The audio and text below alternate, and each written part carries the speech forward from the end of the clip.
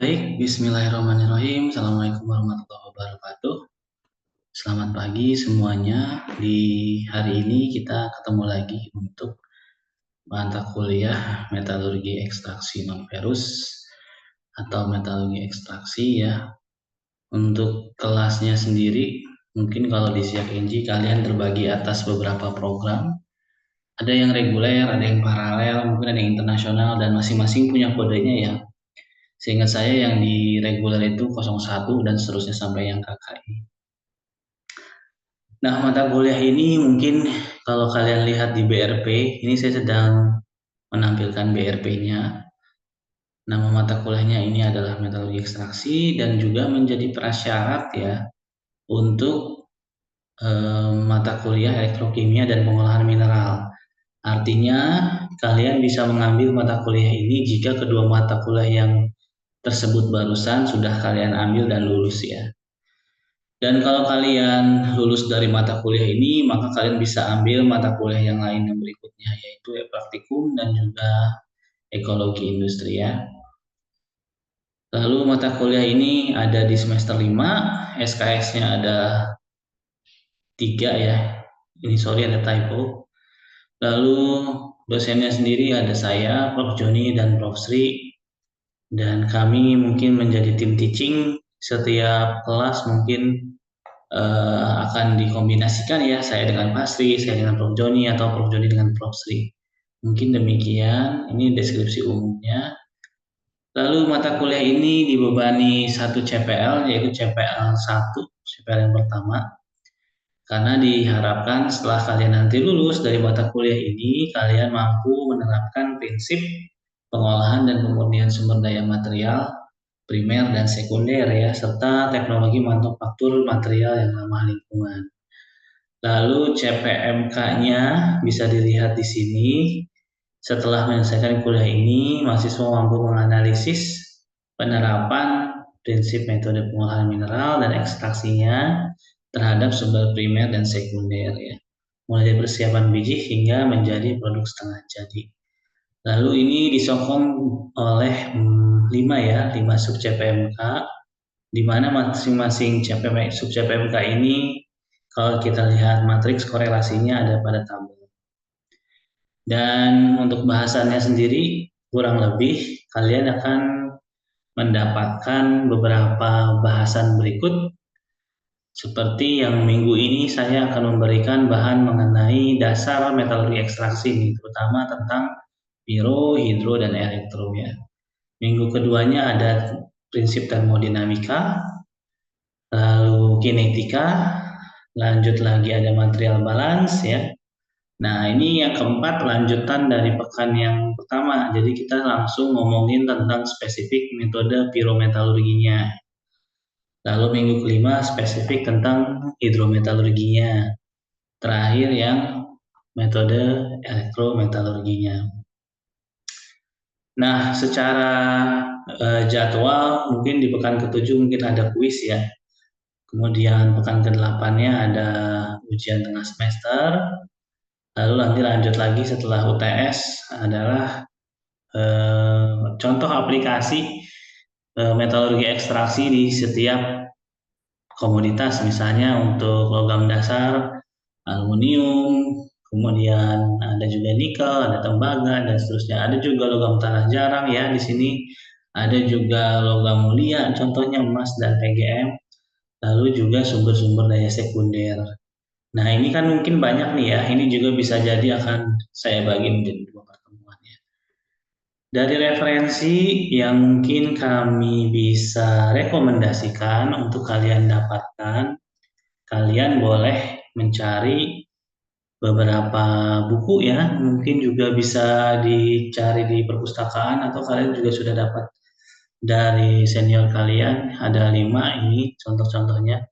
Selain dari buku ini boleh juga dapat kalian gunakan referensi berbahan jurnal ya. Jurnal boleh, proceeding juga boleh, atau apapun yang memang sumbernya sumber-sumber yang terpercaya. Dilihat dari planningnya untuk study plan untuk perencanaan pembelajaran.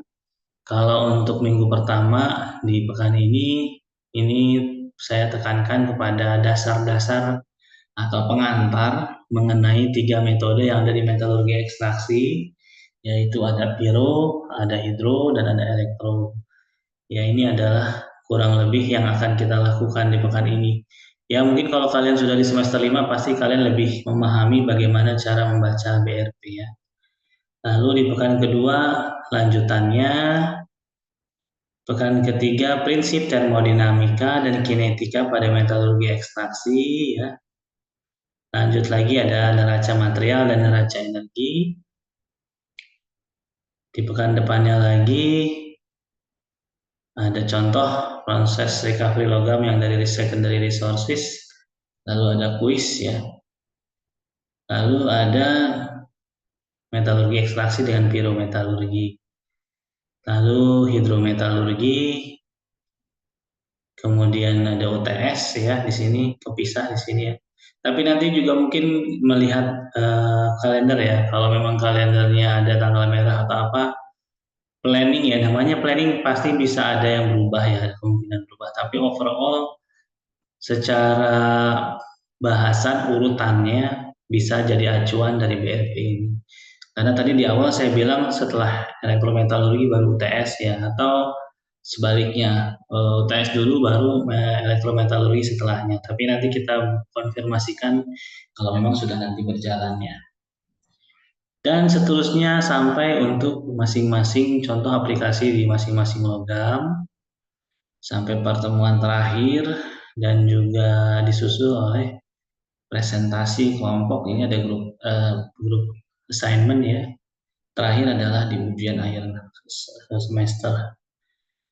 Untuk tugas dan latihan, di sini saya ada beberapa pekan yang direncanakan akan ada tugas, di mana tugas ini adalah yang kita bebankan untuk beberapa subjek PMK.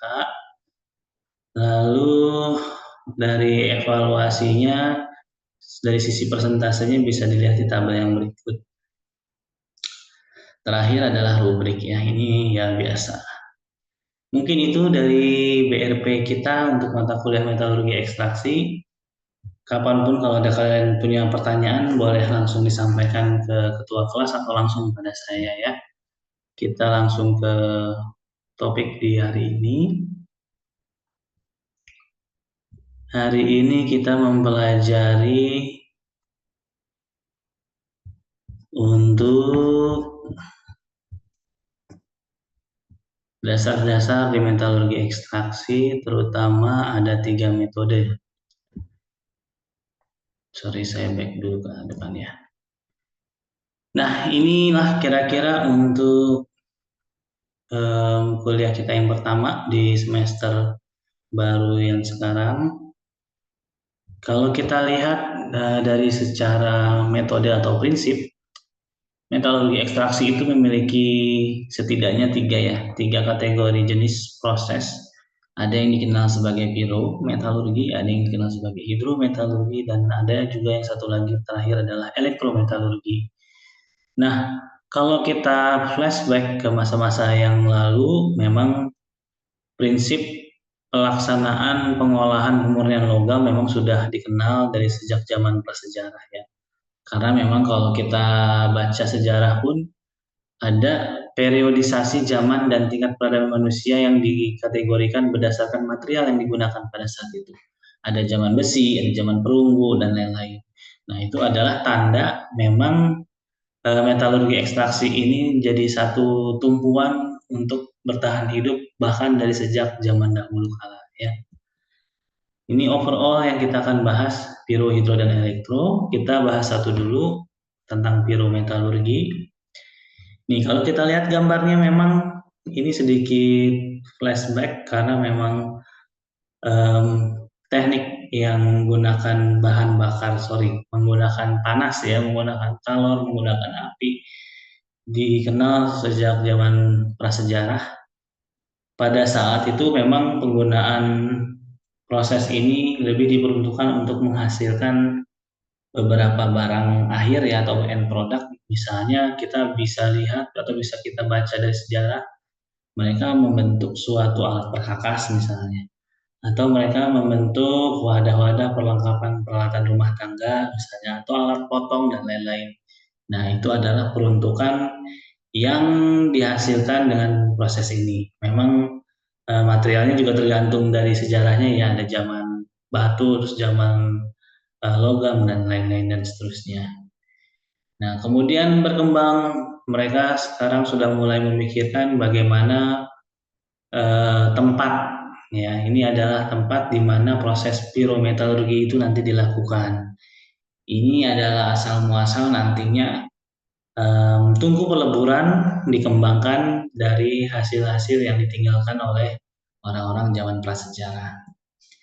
Nah, di Agricola tahun 1555 ini sudah mulai semakin modern ya. Di sini dia sudah mulai membentuk suatu bangunan, suatu peralatan, suatu fasilitas yang memang fungsinya si tempat yang kita lihat di sini di layar. Di sini sumber apinya itu ada, kemudian bahan baku yang akan dilebur juga dimasukkan di sini, diproses, ditambahkan bahan-bahan lagi yang lain, dan dihasilkan nanti mungkin cairan logam yang bisa dibentuk sesuai dengan cetakan. Nah, kedepannya di tahun 1880-an di sini baru kita bisa lihat alat atau sketsa atau fasilitas ya yang lebih modern lagi. Ini yang dikenal sebagai blast furnace pertama kali mungkin di tahun 1880-an, dan ini yang akan dikembangkan dan sampai sekarang pun alatnya yang disebut sebagai blast furnace juga masih ada dengan berbagai mungkin perubahan dan perkembangan mengikuti perkembangan dan kebutuhan zaman. Misalnya butuh yang skalanya lebih besar mungkin, atau yang lebih fleksibel, atau mungkin yang butuh lebih praktis dan lain-lain sebagainya. Semua itu memang berawal dari bentukan yang seperti ini. Dan dari zaman ini pun bisa kita lihat bentuknya sudah mulai tertentu ya.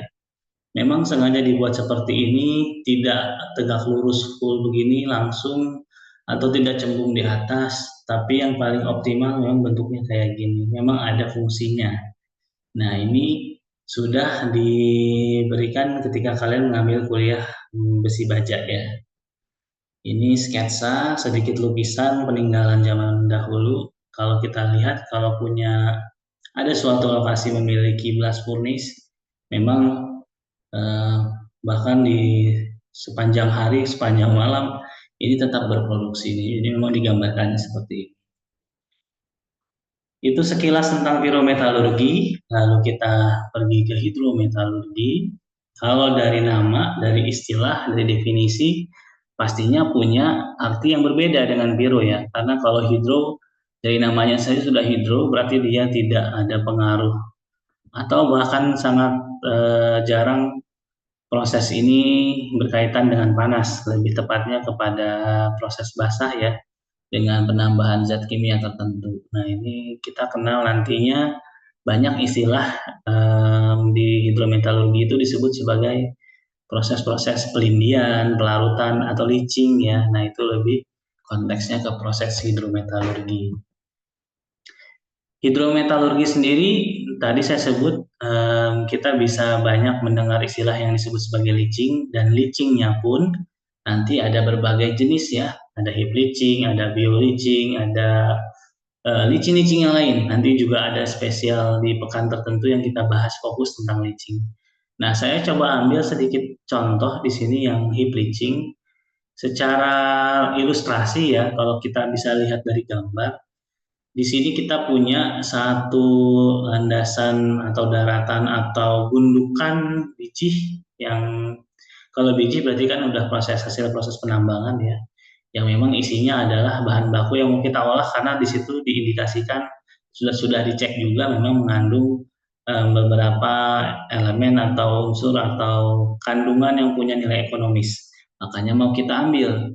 Nah, kita bisa pakai hidrometalurgi dengan teknik yang disebut sebagai heap leaching. Umumnya dia prosesnya adalah kita menimbun atau membuat gundukan biji seperti bukit-bukit ya. Ini nanti dibentuknya pun dengan alat tertentu, dan dia akan memanjang seperti ini dengan ketinggian tertentu, dan nanti disebut juga akan diberikan beberapa saluran sprinkle untuk disemprot suatu zat kimia tertentu supaya nanti bijinya bisa terlindih, terlarut, dan dia akan terkoleksi di dalam suatu kolam penampungan. Nah, goalnya seperti itu. Ini contoh alat yang tadi saya bilang, bagaimana cara membuat gundukan-gundukan ya.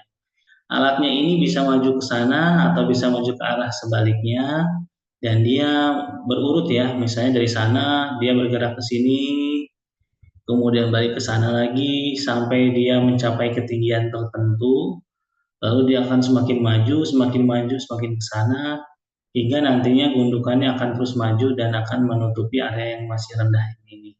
Nah, gitu caranya ya. Selain heap leaching, ini contoh yang lain, leaching yang lain yaitu leaching dengan menggunakan bantuan mikroorganisme atau kita sebut sebagai bioleaching.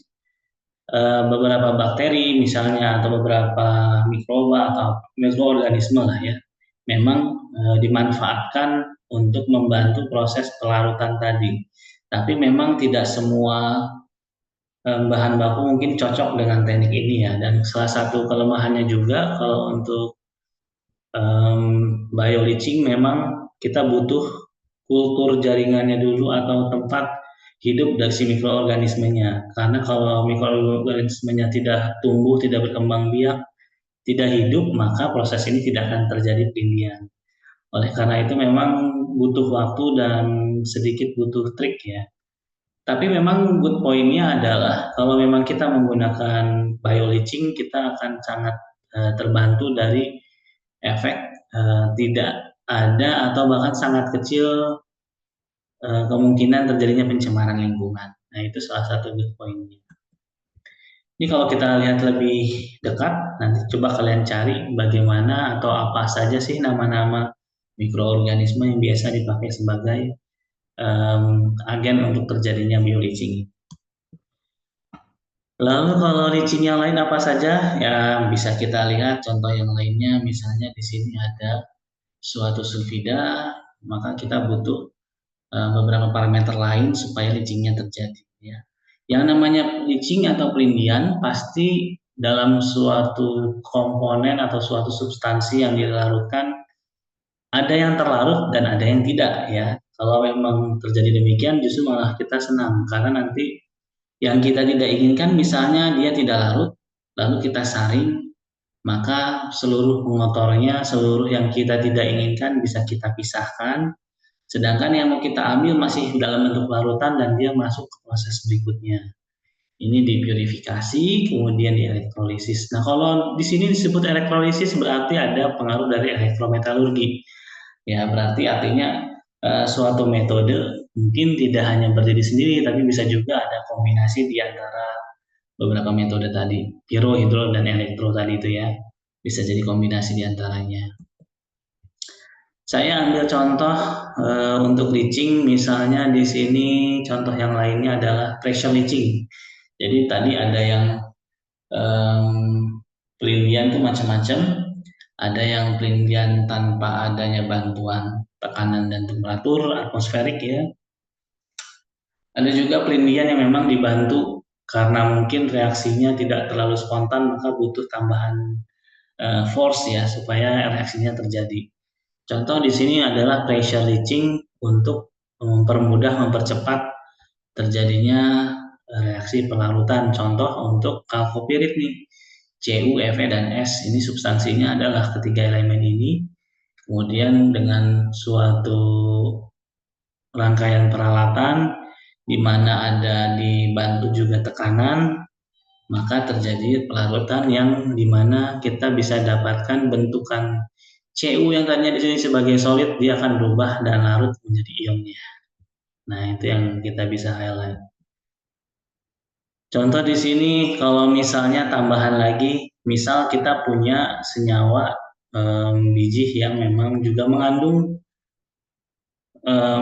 substansi lain yang punya nilai ekonomis, misalnya ya, kita bisa manfaatkan tahapan lainnya. Misalnya kita kombinasikan dengan flotasi, misalnya di sini contoh si substansi tadi sudah kita oksidasi, sudah kita larutkan, kemudian kita lakukan penyaringan yang kaya akan larutannya, kita lakukan proses reduksi jadi dapat suatu serbuk tembaga.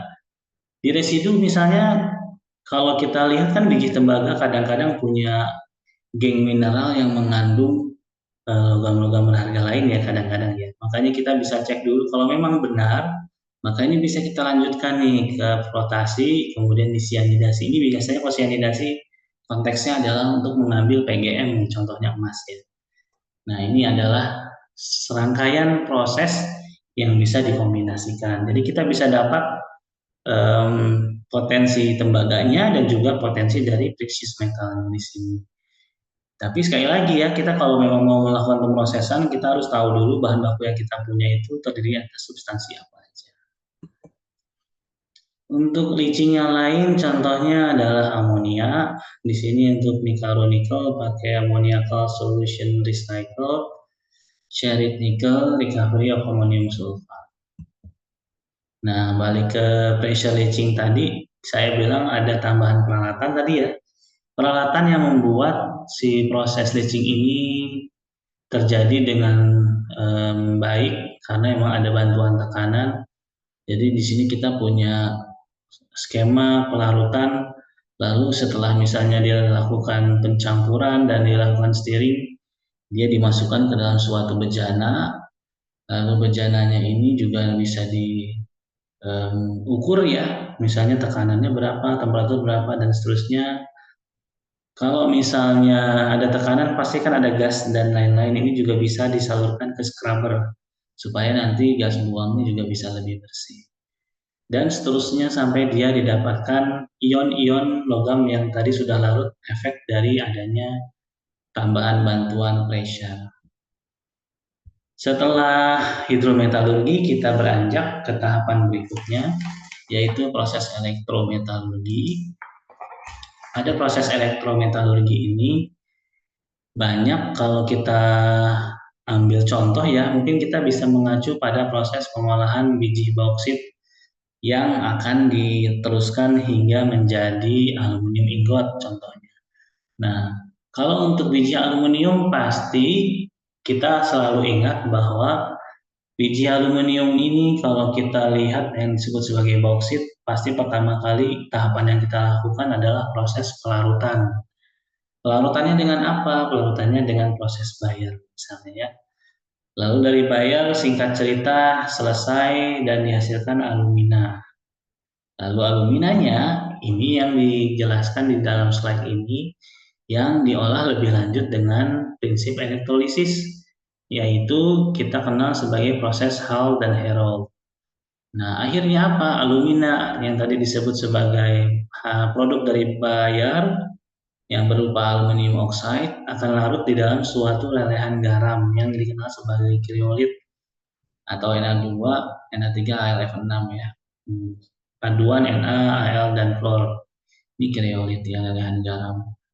Dengan adanya rangkaian proses elektrolisis yang seperti ini dan juga pakai anoda, biasanya anoda grafit, nanti kita bisa reduksi oksida dari aluminium ini menjadi logam aluminium ingot ya.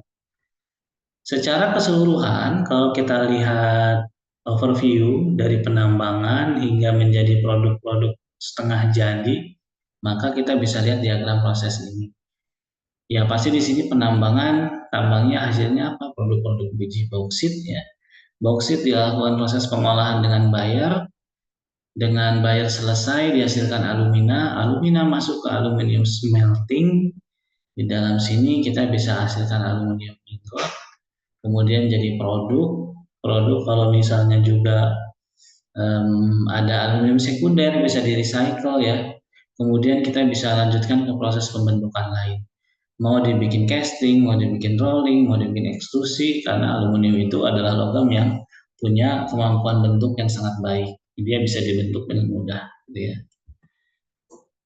Nah, ini adalah review lagi sedikit dari tahapan pada mineral processing yang kalau kita dalami memang sudah diambil di mata kuliah mineral processing, tapi saya sedikit review aja seperti yang sudah disampaikan di BRP ya. Kita punya kalau mineral itu pasti acuannya adalah jenisnya. Ada yang jenisnya sulfida, ada yang jenisnya karbonat, hidrat, kemudian oksida, sulfida, dan lain-lain banyak. Nah, masing-masing jenis biji mineral ini punya karakteristik. Misalnya, kalau sulfida, karbonat, hidrat, dan basi karbonat, dia biasanya nggak larut dalam air. Makanya dia ini tidak cocok, umumnya nggak cocok ya umumnya ya. Tidak cocok untuk hidrometalurgikal. Makanya perlu ada tahapan yang lain, gitu ya. Kemudian ada juga caranya kalau memang pengen dilarutkan. Bagaimana caranya? Caranya kita bisa convert dia menjadi suatu oksida. Nah, ini bisa lebih gampang larut di dalam air atau di dalam asam ya. Jadi memang kita harus tahu kondisi fisik dari bijinya. Jadi kita bisa lakukan rekayasa sehingga dia kita bisa lakukan dan pilih proses mana yang tepat untuk diolah. Lalu kita lihat lagi kondisi yang lain. Kalau kita punya jenis logam yang non reaktif. Non reaktif apa sih maksudnya? Non reaktif itu adalah senyawa-senyawa logam misalnya. Kalau misalnya diproses dalam atmosfer udara tanpa oksidasi baik proses piro maupun hidrometalurgi. Jadi dia tidak terlalu terpengaruh oleh kondisi sekitarnya. Ketika dia dipanaskan, ketika dia dilebur, kondisi sekitarnya itu tidak terlalu membuat si logam ini bereaksi cepat gitu. Kira-kira seperti itu. Kalau yang reaktif kebalikannya nih. Kita memerlukan perlengkapan khusus atau kondisi tersendiri. Misalnya kita vakum ya. Karena ketika logam-logam ini kita lebur misalnya dia gampang banget nih reaksi dengan atmosfer dengan udara sehingga dia teroksidasi lagi. Oleh karenanya logam-logam reaktif ini perlu dikondisikan dengan kondisi tertentu. Contohnya bisa pakai vakum atau dikondisinya dalam kondisi inert sehingga dia bisa diproses lebih lanjut. Kalau tidak, dia akan bereaksi dan kita tidak pernah bisa memurnikan logam-logam ini karena saking mudahnya dia kontak dengan udara dan dia membentuk senyawa oksida.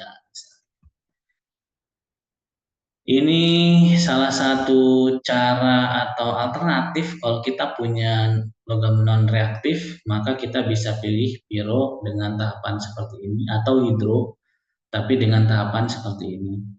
Kalau yang reaktif biasanya pakai pironya tahapannya ini dan hidronya untuk tahapannya ini.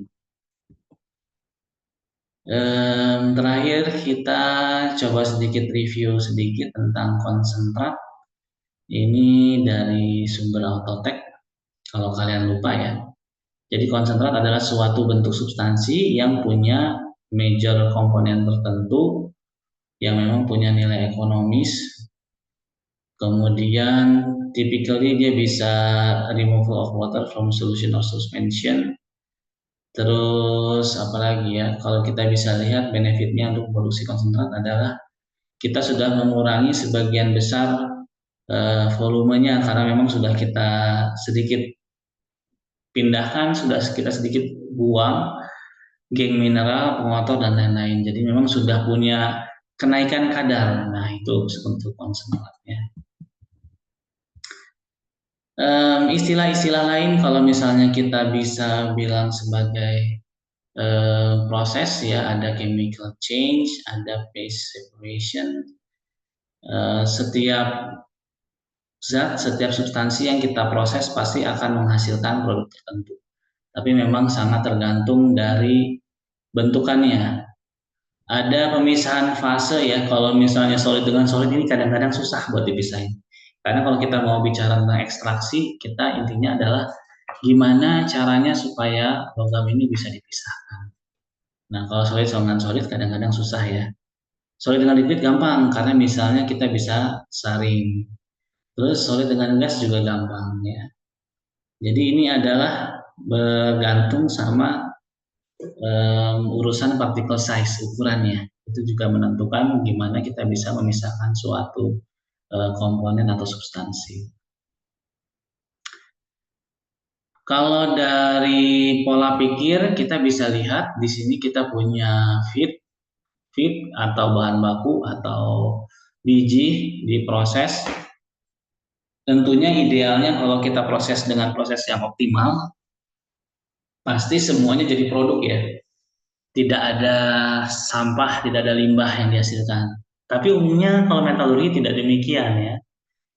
Jadi setiap bahan baku yang diolah, pasti produk akhirnya tidak seluruhnya adalah pure metal end product. Pasti juga dihasilkan produk-produk lainnya, produk samping gitu istilahnya.